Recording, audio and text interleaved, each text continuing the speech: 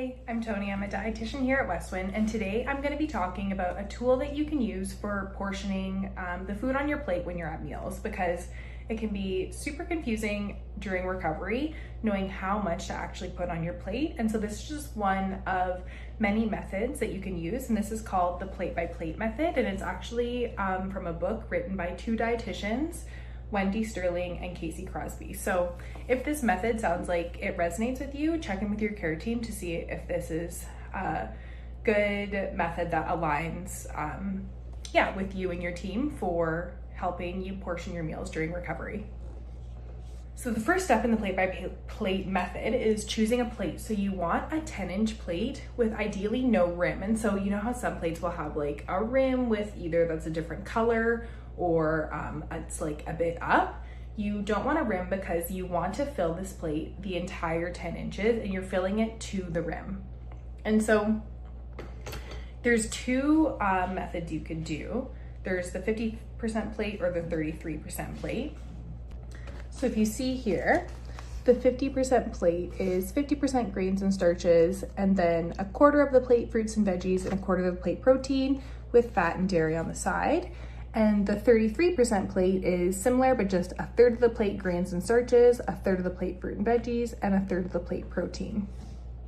If you don't know which one to choose, the 50% plate is good for anyone requiring weight restoration, adults who engage in moderate exercise, or anyone who is pregnant or breastfeeding.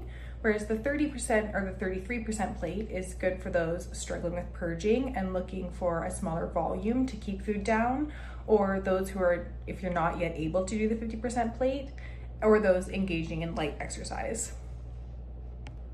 In the book, and actually on their website, the plate by plate method, there are visual representations of different meals, and on their Instagram, I'll show you some.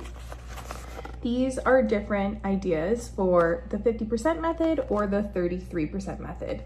And so in this one, there would be the portion of carbs from the bread, and then the fruits and veggies from the apple and the lettuce in the sandwich, fats from the cheese and mayonnaise, and that will also cover the dairy portion, and then the protein would be the deli meat in the sandwich.